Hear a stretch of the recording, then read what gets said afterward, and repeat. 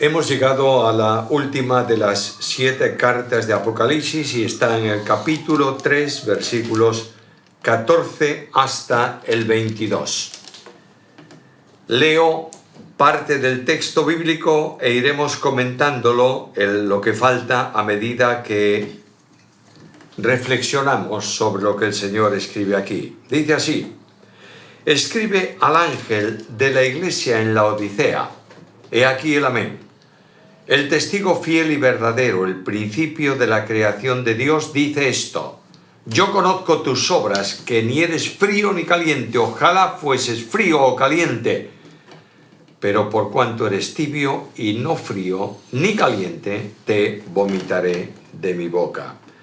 Versículo 21. Al que venciere le daré que se siente conmigo en mi trono, así como yo he vencido y me he sentado con mi Padre en su trono. El que tiene oído, oiga lo que el Espíritu dice a las iglesias.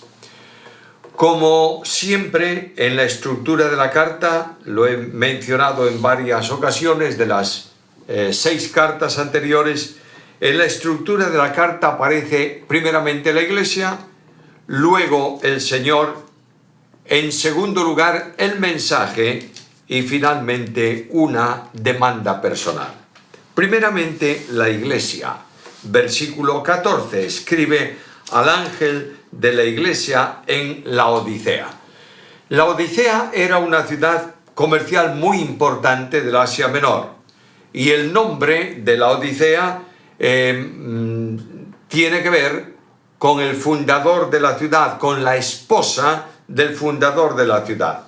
La Odisea es un nombre compuesto por 2 voces griegas, lao y dike, que significa pueblo y juicio, también castigo, castigo del pueblo o juicio del pueblo, o también podría ser gobierno del pueblo. Entre los años 50 y 60 de la era cristiana, una serie de terremotos destruyeron la ciudad totalmente.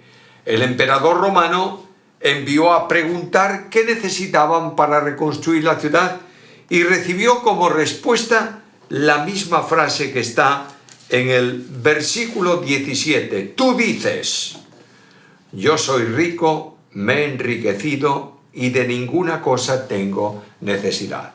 No aceptaron la ayuda de Roma. Dijeron: yo tengo riqueza suficiente para reconstruir la ciudad.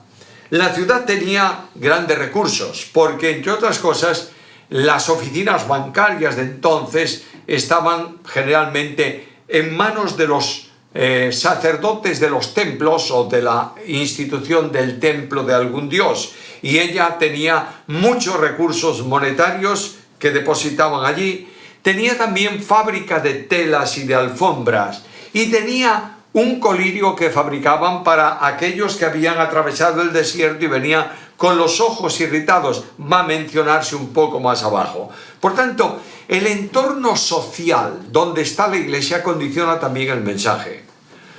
Hago un paréntesis aquí. No podemos interpretar las cartas fuera del contexto o al margen del contexto social que se escribe, porque entonces perderemos de vista que el contexto social de entonces muchas veces no es el mismo contexto social de hoy. Quiero hacer una afirmación clarísima para que nadie entienda mal.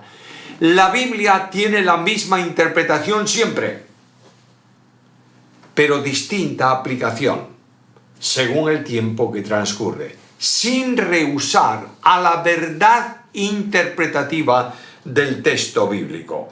Una peculiaridad más de esta ciudad es que además de ser rica, de ser poderosa socialmente hablando, tenía unos manantiales termales que estaban situados a unos cuantos kilómetros de la ciudad, no demasiado distantes, y de esos manantiales termales salía agua hirviendo.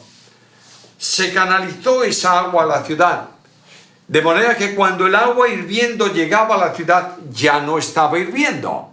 Era agua tibia, se utilizaba para muchas cosas, baños dentro de la ciudad, usos domésticos también, pero llegaba tibia, era agua tibia, nadie podía beber esa agua sin sentir cierta náusea por la condición del calor, especialmente del grado térmico de esa agua. Ahora está la iglesia, y como la mayor parte de las iglesias, salvo algunas que específicamente, como Éfeso, se cita el establecimiento de la iglesia, no se sabe quién fundó la iglesia en la Odisea. La historia tradicional de la iglesia dice que fue Epafras, aquel colaborador de Pablo que era cristiano de Colosas, Colosenses capítulo 1, versículo 7 y capítulo 4, versículo 2. Bueno, no tiene importancia, el Espíritu no revela quién fue el fundador de la iglesia en la Odisea, pero sabemos que allí había una iglesia y debía ser una iglesia socialmente hablando importante. Después de la iglesia está el Señor. El Señor tiene 3 títulos aquí. El primero es el Amén. En el Antiguo Testamento hay una referencia a Dios en Isaías capítulo 65, versículo 16, que la Septuaginta traduce como el Dios de verdad. Literalmente se lee en el hebreo antiguo el Dios del Amén. Es decir, el Dios que afirma contundentemente y cumple aquello que promete. Dios es garantía firme y fiel de todo cuanto ha determinado. El Amén de Dios es Cristo, y en Cristo se garantiza el cumplimiento de todas las promesas de Dios. Por eso la Biblia dice que en Él está, en Cristo está el sí y el amén de Dios. A mí me gusta mucho decir que Jesús es Dios en estado de amén. Es decir, todo cuanto Dios promete lo cumple en Cristo su Hijo, que revela la promesa y tiene poder para cumplirla, que establece el mandamiento y tiene poder para ejecutarlo, que establece una característica de reprensión y tiene poder para aplicar la correspondiente disciplina. Es el amén. Lo que va a decir es verdad absoluta, pero algo más. Es también el testigo fiel y verdadero. Testigo es el que da testimonio de un acontecimiento. Alguien puede equivocarse en lo que dice y dar un testimonio diferente, aunque no lo haga con intención. Vemos un accidente, un coche en la calle, un vehículo chocó contra otro vehículo. Y cuando la policía viene y pregunta a los que están allí, ¿usted vio el accidente? Y hay 2 que dicen, sí, yo lo vi. ¿Y cómo ocurrió? Alguno dirá, es que el coche de adelante frenó demasiado y el de atrás no pudo evitarlo. Y otro dirá, es que el de atrás venía muy rápido y no pudo frenar. Están dando un testimonio verdadero, pero diferente porque es subjetivo, conforme a lo que cada uno de ellos ha visto. Pero Dios no se conforma con lo que hay en el exterior. Dios mira en el interior de la iglesia y Dios conoce lo que ocurre en la intimidad de aquella congregación y no testifica por apariencias, testifica conforme a lo que Él conoce y ha visto. Cristo vino al mundo además para dar testimonio de la verdad. En Juan capítulo 18, versículo 37, es lo que dice a Pilato, yo he venido para dar testimonio de la verdad. Claro, Pilato va a decir, ¿y qué cosa es la verdad? Bueno, pero Cristo vino para dar testimonio de la verdad de forma absoluta y verdadera, valga la redundancia, porque Él es el camino y es también la verdad. Dios conoce la intimidad y no testifica por apariencias. Toda la revelación de Dios, además, se expresa por medio de Cristo. No hay nada revelado que no esté revelado en Cristo y por Cristo. Es verdad que la Biblia es la revelación escrita de Dios. Es lo que el hombre necesita y suficiente para conocer a Dios. Pero Cristo supera a la revelación bíblica porque Él es la revelación absoluta, exhaustiva. Es el verbo, es el discurso que define, que revela, que expresa la verdad de Dios. Y Cristo es el que va a dar testimonio porque es el verbo eterno manifestado en carne. Tercera cosa, Cristo se califica aquí como el principio de la creación de Dios. Y notaréis que en todas las cartas hay siempre alguna vinculación con la omnipotencia. Si Cristo es el principio de la creación de Dios, quiere decir que la creación de Dios fue hecha en Cristo, por Cristo y para Cristo. Algunos de los que niegan la deidad de Cristo en el tiempo presente dicen precisamente de esto, de que el principio de la creación, que fue la primera cosa o el primer ser creado por Dios. Pero yo llamo vuestra atención a la explicación que Pablo da de esto en Colosenses capítulo 1, versículos 15 y 16. Y hablando de Cristo dice, Él es la imagen del Dios invisible, primogénito de toda la creación, porque en Él fueron creadas todas las cosas, las que hay en los cielos, las que hay en la tierra, visibles e invisibles, sean tronos, sean dominios, sean principados, sean potestades. Todo fue creado por medio de Él y para Él. Todo fue creado en Él. Luego, no es que Dios haya creado a su Hijo, le haya comunicado vida y después lo utiliza como instrumento para crear. Es que la razón de la creación, la causa de la creación, el sea de la creación, es Cristo mismo, principio de la creación de Dios. Nada tiene que ver esto con el origen, que siendo eterno no tiene origen, sino que este principio de la creación de Dios es precisamente el instrumento vital que permite la ejecución de la creación de Dios. De manera que, por esta razón, hay una identificación absoluta con el Padre. De ahí que Cristo diga en su ministerio aquí en la tierra, el que me ha visto a mí, ha visto al Padre. Y este Dios invisible que, como Pablo dice escribiendo a Timoteo, nadie ha visto ni puede ver jamás, se manifiesta, se revela en el Hijo, que es el principio, la causa, la razón de toda la creación de Dios. Después de la presentación de Cristo viene el mensaje. Y lo primero que encuentro es la descripción de una situación. Versículos 15 y 16. Yo conozco tus obras, que ni eres frío ni caliente. Dios está hablando de una situación que concuerda, que está presente en esta iglesia. Y dice, ojalá fueses frío o caliente. Eran tibios, creyentes que no eran ni calientes ni fríos. El frío puede ser calentado o cambiado comunicándole vida. Una persona que está muerta está fría. Y una persona pecadora, en el sentido de que no tiene vida, está también espiritualmente muerto, está frío. Pero el Espíritu de Dios puede comunicarle vida al que cree. Un hombre ferviente, un creyente espiritual, un creyente fuerte, está actuando bajo el poder del Espíritu y está actuando con el calor del Espíritu. Esta es la vida requerida para los creyentes. En Romanos capítulo 12 y versículo 11 se habla precisamente de esto, fervientes en el Espíritu. Las iglesias que no están viviendo bajo la dirección y el control del Espíritu Santo son iglesias que, si realmente están formadas por creyentes, tienen vida, pero no tienen el calor del Espíritu. Son iglesias tibias, que no tienen calor y poder espiritual. El problema es serio, versículo 16.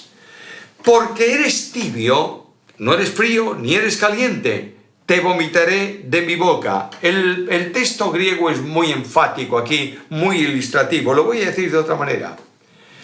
Como no eres caliente y no eres frío, me das náuseas. Y estoy a punto de vomitarte de mi boca. La gracia está advirtiendo de que puede producirse una grave situación. Podemos llevar la cruz, pero no vivir a la sombra de la cruz. Y aquí está produciéndose una situación de suma dificultad y de grave riesgo en la iglesia.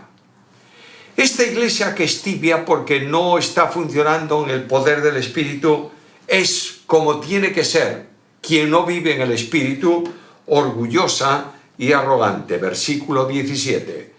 Porque tú dices, yo soy rico, me he enriquecido, de ninguna cosa tengo necesidad. Es decir, no tengo necesidad de nada porque he alcanzado todo. Nota que no dice, Dios me ha enriquecido, que pudiera valer. Yo me he enriquecido, es decir, he llegado a esta situación por mi organización, por mi planificación, por mi enseñanza, por mi escuela, por mis líderes, no importa por qué. Una iglesia que se considera rica, dice el Señor, es una iglesia mendiga y lamentable. Y la verdadera situación no es la que la iglesia dice, yo soy rica, me he enriquecido, es la que Dios dice acerca de la iglesia. Y no te das cuenta que tú eres un desventurado. La palabra corresponde a la expresión que Pablo utiliza en Romanos capítulo 7, versículo 24, cuando dice, miserable de mí. La bienaventuranza perfecta, la dicha perfecta, se alcanza cuando se vive en dependencia de Dios. Bienaventurados los pobres en espíritu. Es decir, aquellos que saben que no pueden alcanzar, pero dependen totalmente de Dios.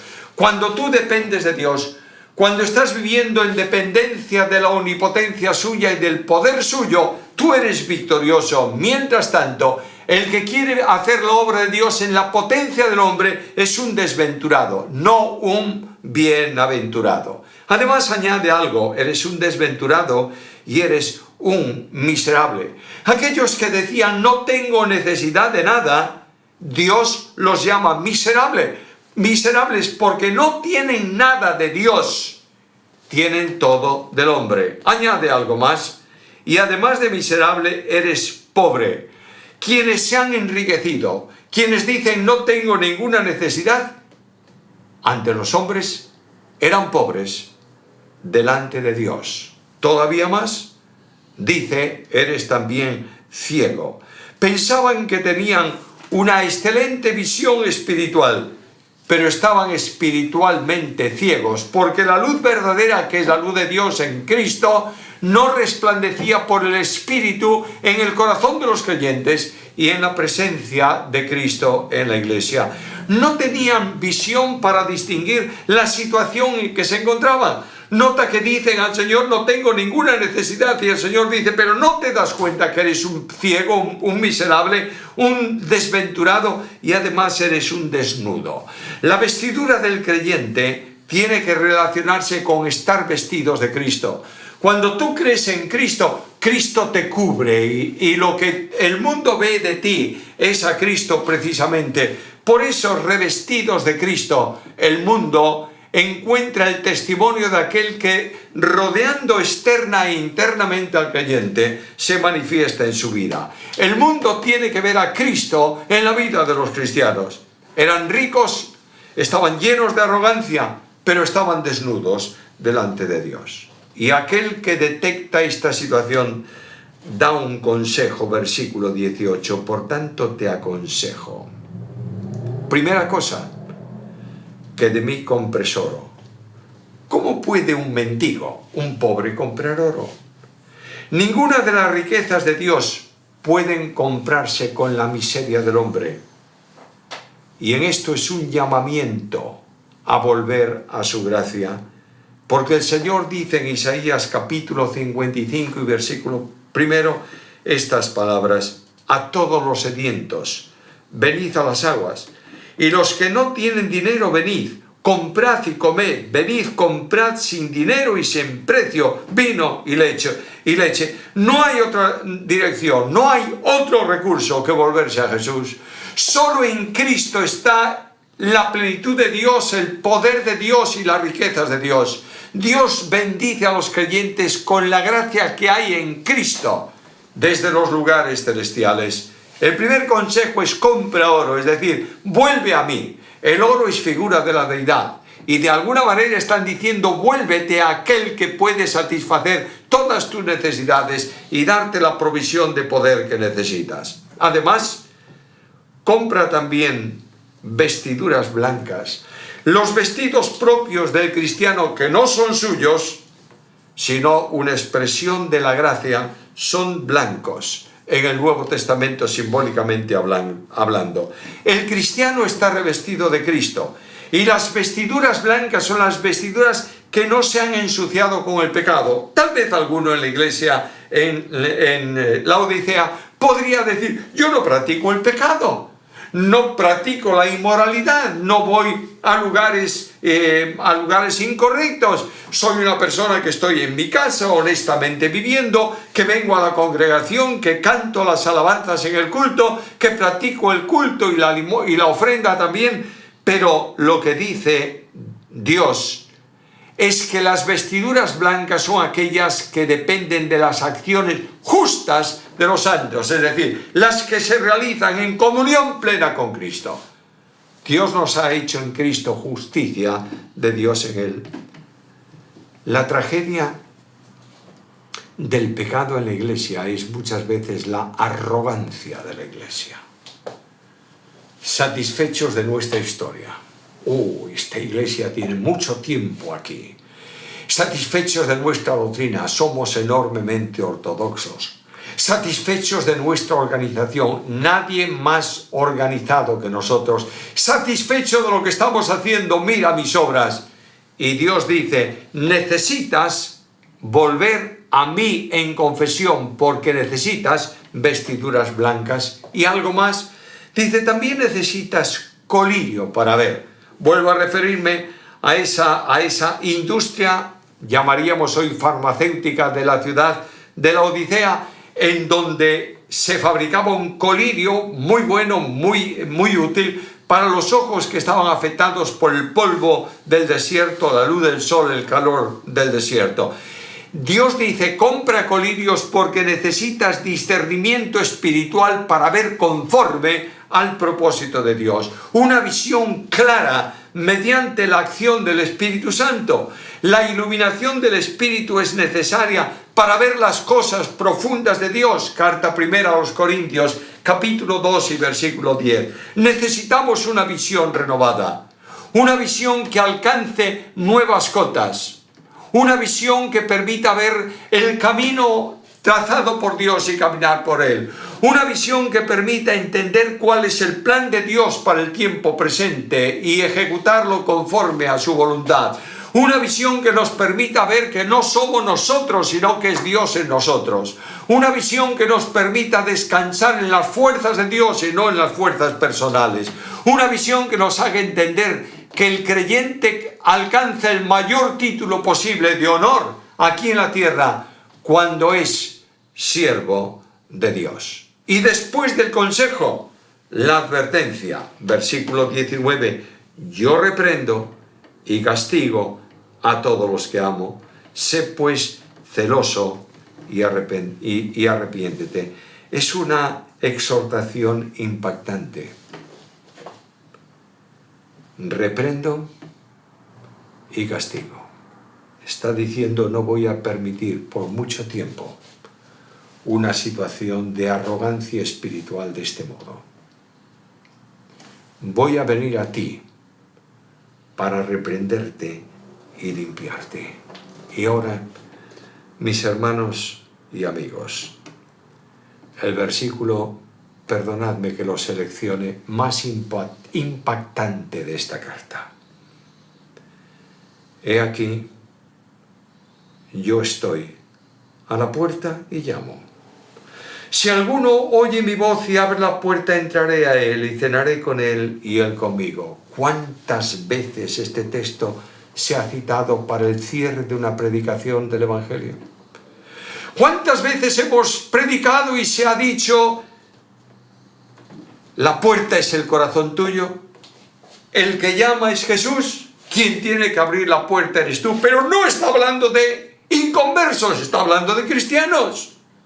Lo que está diciendo es enormemente impactante. Jesús, el Señor de la iglesia, está a la puerta de la iglesia. La iglesia ha colocado al Señor fuera porque tiene ella poder suficiente para hacer las cosas. El Señor está colocado fuera porque el que tiene las riquezas absolutas de Dios no es necesario cuando la iglesia se ha enriquecido a sí misma. Y lo que está diciendo el Señor aquí es un llamado, un llamamiento a la restauración de la comunión con Él. Imagínate esto, permíteme ilustrarlo de esta manera. Imagínate en el contexto de hoy que estamos entrando al culto del domingo por la mañana. Estamos accediendo al templo donde vamos a tener el culto y ahí en la puerta está Jesús. Y a Jesús no le dejamos entrar en el culto. Y el Señor a cada uno de los que van a entrar por la puerta le dice: oye, escúchame, ¿me permites entrar en tu vida? No me quieren en la iglesia, pero ¿me permites tú entrar en tu vida? El Rey aguarda en espera de un mendigo para restaurarlo. Y el llamamiento del Señor a la iglesia hoy y ahora es muy sencillo.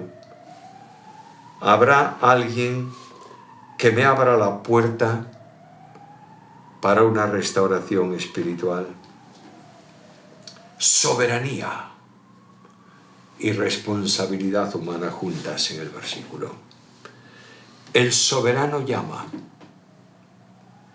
el creyente responde. Y aquel que responde y dice: sí, Señor, tengo que cambiar de orientación, cambiar de rutina, cambiar de rumbo, cambiar de forma, tiene una promesa personal del Señor. Al que venciere, le daré que se siente conmigo en mi trono como yo he vencido y me he sentado con mi Padre en su trono. Voy a darle el honor del reconocimiento de vencedor, no por él, sino por mí. Yo te aconsejo que de mí compres. Está llamándonos a un regreso sin condiciones al Señor.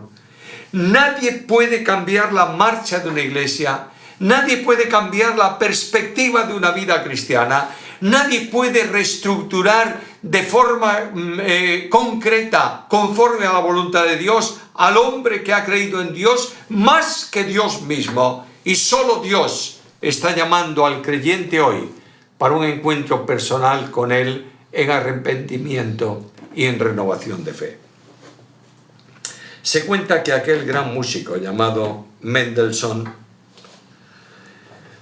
visitaba las iglesias de la campiña en busca de órganos de tubo.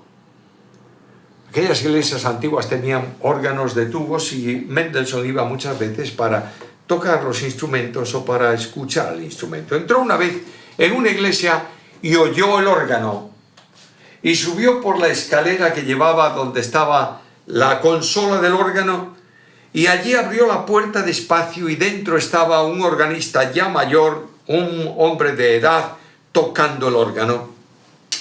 Mendelssohn escuchó un ratito y de pronto tocó en la espalda del organista y le dijo: ¿me permitiría tocar el órgano un momento, por favor? El organista se volvió a él extrañado y le respondió: el órgano solo puede ser tocado por el organista. Mendelssohn cayó y siguió allí. Al cabo de un poco volvió a tocarle: ¿me permitiría, por favor, un momento solo tocar el órgano?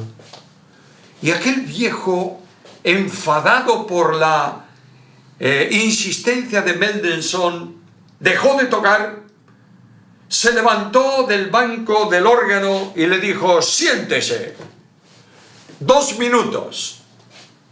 Mendelssohn se sentó, metió todos los registros del órgano para adentro, sacó una nueva registración, puso los dedos en el teclado y comenzó a tocar.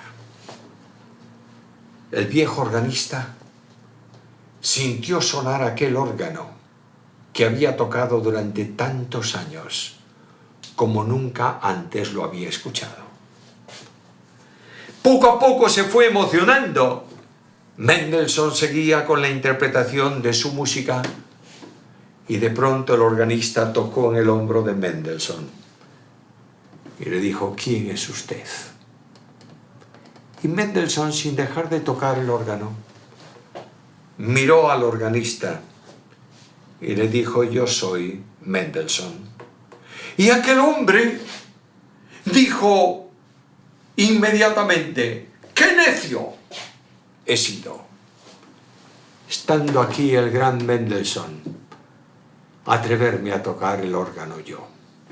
Querido hermano, Dios te está diciendo hoy: ven a mí.